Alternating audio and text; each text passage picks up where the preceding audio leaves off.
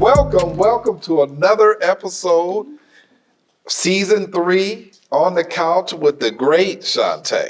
Shuntai Hill? That's your name? Yes, that is. And I'm Johnell Allen. Welcome. So we got another great, phenomenal story, and I can't wait. I'm excited to hear this because when I read this bio, I was blown back. I was like, wow, this dude here. Yeah. So today we have Pastor Ronnie Wiggins. Thank you. So welcome. Thank you. Welcome. So today we are talking about debunking mental health, especially when it comes to the church. It's one thing in the African American community, but then there's also another culture in the church when it comes to mental health and some of the perceptions that we have. Yeah. Right? Yeah. Because one of the things that I always ask is, how do I recognize that this is not just the devil, but the person itself that's doing this thing here? How do you get there? You know what I'm saying? Because, the church, the devil made me this, and the devil is a lie, and boy, before you know it, you believe that this is existing and, outside of self. Right. How do we get to that? The question is about how do you get to the devil made me do it as it relates to mental health in the church? Yes. Well, historically, mental health has been an issue. The perception has been demonic. You've been demonic possessed. Okay. And so the church not being equipped as we are in today's time to deal with now it's mental health, but back then it was demonic depression. So everything that was demonic depression, you were ostracized, or you was cast out, or they put you out of the community. Yeah. And later it went to straitjackets or mental institutions. Yes. That was how it was dealt with, or exorcism or some sort like that. But today we've made some great strides to make a difference. So ain't no exorcisms going on today? Well, there's some exorcism still being performed, but not like there used to be years ago. Okay. Right. All right. I So- just want to know. So you do have a unique perspective because not only are you a pastor with a nice sized congregation, you're also in the mental health field. Correct. So tell us about your career. Well, it's been a span of like 23 years now. I started out in substance abuse specifically, and then later it went to dual diagnosis and co-occurring disorders. And so therefore we had to, if you had a mental health issue, you had substance abuse issue, they lumped them together for lack of words. But so that's been a span of 20 years. And so I specifically focused on individuals who come with substance abuse problems. And so most present with both features. So when we got to I would deal with the substance abuse issues if it was the primary. And if the mental health was the secondary, we got them to a mental health counselor. Okay, so listen, I got confused. Because you were, so as I heard pastor first. Right. So as a pastor, you in the pulpit, and there's a diagnosis, you got to diagnose some things in order for you to evoke the word properly into me. That's what I heard. Well, So break that down. Let me understand that, how that looks. because I was first a clinician, specifically dealing with substance abuse. Okay. That was way before the calling as a pastor. Okay, but I love that. Yeah. That the forerunner. So you had to go. This had to be laid first. Yes, Okay, that I'm part with you now. Okay. what came first. Yeah. And so if we were talking about transplant or skin grafting, so Right. like the substance abuse, it just, when I got over into the profession of pastoring it, so it was a blend. You know how to take something biblical and intertwine it with the mental health and substance abuse too, because it's in there. And Amen. so being able to use that experience as well as the spiritual side of it and blend it and make it connect. So that's what I learned how to do. In fact, when I first was in a program getting together, that's what I wanted to be able to do, take 12 steps and traditions and compare or use the spiritual component and blend the two together. Wow. So can you share with us when it comes to addiction, because there is something mental there most of the time. What are people generally dealing with that the addiction starts in the first place? some trauma. We'll say most of it is trauma. Okay. And then later, not that they start using because they know they have traumatic experiences, but something seems to be missing. Then they have the experimental thing that people go through, and then they find out that using certain medications and so forth provides some sort of comfort. Okay. And so because they provide some sort of comfort, they get used to using the comfort as a way of coping, as a way of escaping, as a way of dealing with certain issues. Okay, so you talked about trauma, and one of the things in my experience, in order for me to be able to relate to something, there's something that had to trigger in my own personal experience to help me see things like I need to. Share your story. Well, when I was young, my mother told me that the father I had thought was my father, I was about 8 or 9, was my stepfather. And that kind of like blew me out the water, for lack of words. I was wondering at that point in time, well, who am I and who is my father? Right. And I had 4 other siblings, and so I felt a disconnect. I felt that it was me and it was them. And as a young person, I'm trying to grapple with this. I felt different. Okay. And the thing was that I felt different. I felt disconnected. And my father had told my mother this, that she shouldn't have never told me that I was her stepson. But she just didn't follow that. She didn't know herself what impact that might have on me. But that's where it all began. And it became a challenge with trying to find myself. Okay. Right. That was a big challenge. Where do I fit in? Right. Okay. And avoiding certain questions from my siblings, such as, who is your father? Who is your father? You 9 years old. You don't. That's not the kind of a question you want to be able to answer, because I didn't know. Right. So that's where the loss started to come in for me. And that was a traumatic experience. That traumatized. Right. it traumatized me. 9 years old. 9 years old. So we're going to find more out about Pastor Ronnie Wiggins and his story, his backstory, and understand more about mental health and some of the myths. So we'll be back with On the Couch with Shuntai and Johnell Allen Bay.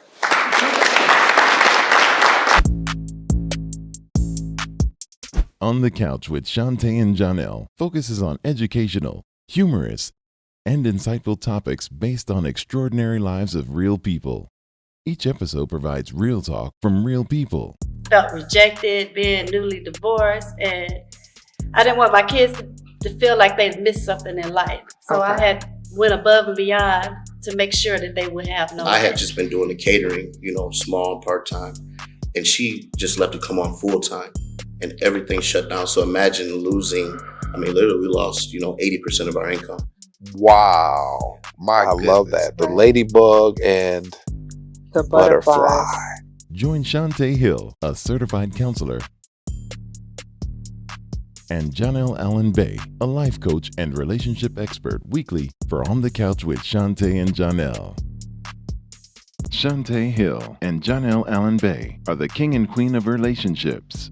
Each week, the couple engages their audience with hot, sexy topics about relationships for the grown and sexy. The show is interactive, fun, and real. Our next topic. I got drunk. Hold on. I got drunk the other night, and my girl grabbed my ears from behind. So she was behind him, grabbed his ears, and then he smacked her. I immediately apologized, but to be honest, I meant it, and I knew it was her. I felt horrible about hitting her, but I felt good at the same time. What's up with this? Tune in weekly to She Say, He Say with Shuntai Hill and Johnell Allen Bay. For more information, visit shesayhesay.media. And welcome back to On the Couch with Shuntai and Johnell. We have with us today Doctor, oh my goodness, I'm speaking something. I am speaking something into your life. But Pastor Ronnie Wiggins, who is a mental health specialist as well as a pastor of a congregation. What's your congregation before we get What's the into name of your what's the church? name? Higher Quality of Life Ministries. Say it again. Higher Quality of Life Ministries. Man, it elevated me just hearing it. Higher quality. Yes. Wow. So before the break, you were sharing more of your story. Yeah, please Yeah. tell us more about the traumatic experience and how that played a role in getting you in the position where you are today. Well, being lost and trying to find who I was led me on a number of excursions, so to speak. You know, I trying a little bit of this and trying a little bit of that, skipping school, running away from home. So that was the kind of the road I traveled. Then I started to use marijuana and get into other substances, just, exploring. And I found out that those substances made me feel comfortable Okay. and that I liked them. And so just as recreation experimental, I find myself getting involved more and more and more. And Okay. so eventually that led to some police activity or Okay. being arrested and so Right. forth in some various institutions. And so it had gotten to a point where it had gotten out of control.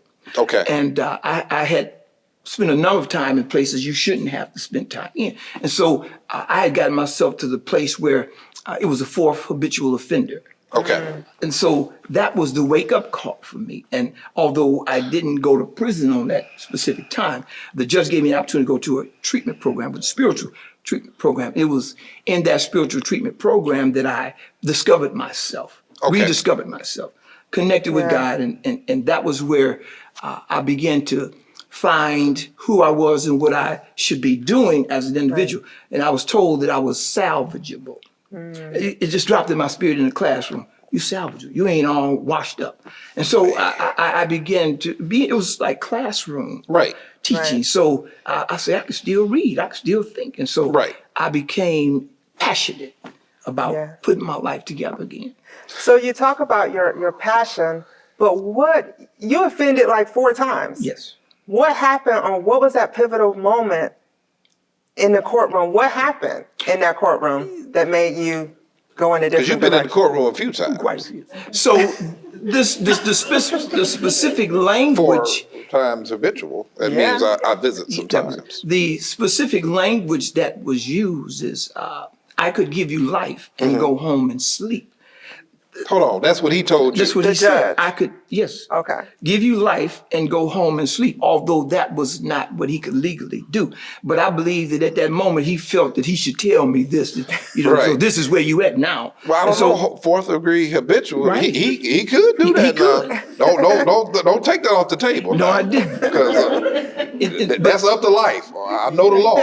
And so that was not what I wanted. That was like started stirring up in my spirit. 'Cause- Okay. And I realized this, he had a wife and 4 children. I say, if I get a sentence like that, they get the same sentence. Right. And so I said, I started thinking about my children. Yeah. I didn't want them to be out there and I couldn't be there to inspire them, to guide them, and lead them. And that's what made me start thinking serious about changing my life. Right. It was Okay. time to grow up. Absolutely. And you can't get no more traumatic than thinking about life. That led to the passion of counseling Okay. and Okay. become the social worker. Right. And so, yes, go ahead. So I want to get into the work that you do as a social work, because you have a unique situation that you do. See, a lot of times in the industry, people don't really have what we call street cred. But see, you got some street cred, because when they come to you, you can read that before they get there. Like, oh, come on, whoa, stop now. Give it to me raw. I need, because I can't help you if you don't come correct. So how do you utilize that skill set to be effective in what you do? Most individuals who come to counseling settings, first of all, if it's a group counseling setting or even an individual setting, they're critiquing you. The first thing they want to know is, can you relate? Okay. They're waiting for you to say something that's relatable. Can you help me, and how can you help me? They're looking for that kind of language. Right. And once they hear the language that, you don't have to have those experiences to be an effective person, but if you have those experiences, it's relatable, and then they're more apt to listen to your conversation, listen to what you have to say. And so for me, having that street sort of, we want to say savvy, Right. street experiences, it helped me bridge those gaps, because most of the time the people were either in institutions, criminal institutions, I should say county jail, coming home on parole. So, and because I've had those shared experiences, we could bridge that gap and it Right. could merge. Okay, because and you have this demeanor, you kind of cool. You kind of cool, And one thing about what attracts people is, everybody want to be cool. Right.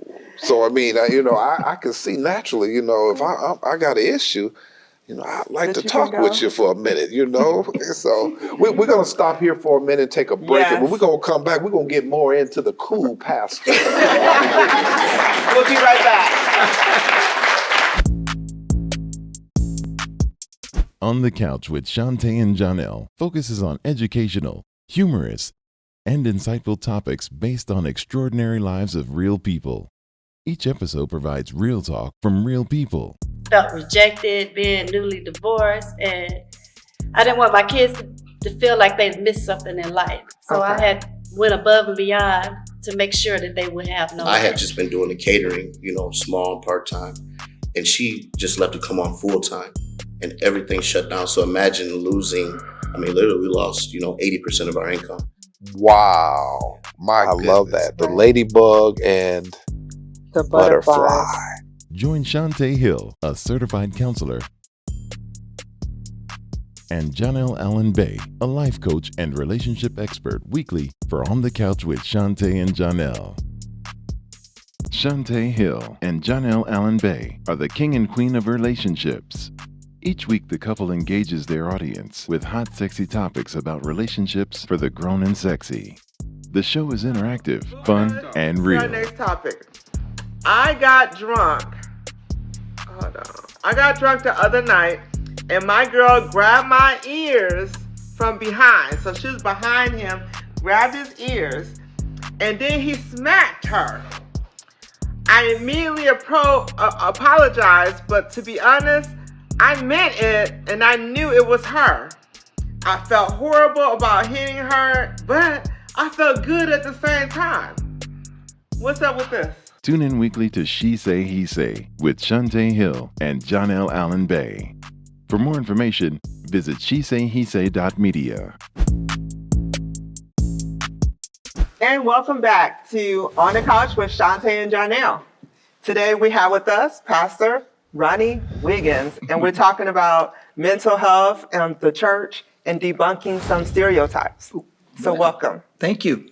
So what are some of the stereotypes that you find that people have? The reluctancy to receive treatment for mental health, the reluctance to admit that these problems exist. Men more so than women, but that stereotype is existed for a long time. Absolutely. Be quiet, don't tell nobody nothing, or because of not really knowing what sorts of treatment to pursue, and then the stigma of publicly having it publicly known that you got somebody in your family who has issues like that, and so that stigma has clouded the church for so long, and pastors wasn't equipped, not at the clinician level they are today, to deal with those issues. So it depends on the severity of the mental health. If it was Right. schizophrenia or some other, then you weren't treated, or you couldn't be treated. But so what that meant is that you wasn't appropriate for the service. And so if you're not appropriate for the service, you keep acting up, you keep making noises. So they found another way to they would just ostracize the people. So one of the things I heard in there that you talked about is that a majority of men are reluctant to accept things. They're reluctant, Yeah. right? Yes. I'm yes. not on the couch. That's getting them to the doctor and doing what we need to make sure they do, not only for their physical health, but also their mental. That's correct. So he just confirmed it. Yeah. Continue to look. I done got put on the couch. I got to mess with the men there because we do need to make sure we get our men to the doctor, and they need to have good women or people behind them to push them to make sure that they get there. Yeah, so as you were talking, I was thinking about if I was in your congregation and a member of your church, and I suffered from certain things, and how freely I would feel talking to you about those things. And does it come across sometimes as using the mental health thing as an excuse to do some erratic behavior? I haven't. Because you know I got addiction, and I'm messed up in the head. That's why I keep cheating. Oh, you mean You know what I'm saying? using that as an Yeah, excuse to? we hear a lot of Right. things, especially once you get into mental health. Once you get the diagnosis, then you start to be able to use it, for your advantage. How do you do that? How do you deal with a pastor? Well, I haven't encountered that, because I'll say that people will use all sorts of excuses, not just for the mental health. People who ain't got no mental health problems will use them kind of excuses, to clean it up or whatever. But on the mental health side, if I discover persons who have some mental issues, and we do have some individuals who come to service, but they're not severe. Right. And really, some of them want people to be compassionate. If they notice that you have some compassion and that you care, Right. they're more apt to be attracted to that. And then if you say pastor, they want you to pray. They want you to pray for them. Right. They believe that you have some connection to help them overcome. Right. Especially with prayer. And so that's been one of the ways of you've been able to intertwine the teachings with the teachings, Yes. Right. so to speak. So we do have time for one question from our audience. Do we have any questions from our audience members? So, yes. Your name? Orini, Orini? Nice to meet you, Orini. What's your question? how do you balance everything you know and everything you've been through with like present life, with being a family man, being a pastor, and having the background knowledge that you have and the upbringing that you have? Like, how do you bring those two worlds together currently? So how do you balance everything? Bring Good those two question. worlds. Well, how I've balanced them is I've been pursuing my career, and one way I balance my life out is my family has helped me too. Okay. If I come home and they see the counselor show up, they don't want the counseling session. So I've What you learned- say again? they don't want the counseling session. When you come home. When you come home, so right. so you got to remember how to role switch, which hat you are wearing. But I've known which hat to wear, and I've been doing this for quite some time now. So going to school and back and forth and staying focused, working out, exercising. That was the way I found how to balance them out. Okay. So making sure it's self-care. Yeah. Yeah. So that was a pun because I'm a licensed professional counselor as well. I treat and diagnose mental health disorders. So he was taking a shot at me. That's okay. You got your shot. I know how to role play. And she's a sex therapist. She didn't say anything about that. So is there a tip that you can give our audience before we end the show today? Well, I think that we should, if you have a career, if you have something you're passionate about, pursue it. Okay. Don't never doubt yourself, second question yourself about your capabilities. I believe in the possibility of your being able to achieve success. And there you have it. Thank you for joining us for Thank another you, episode. cool Pastor Cool Ronnie Pastor. Wiggins. We appreciate you. Thank you. And thank you, Johnell. Thank you. Well, thank you, You're a great co-host. therapist. Until next time. Hey,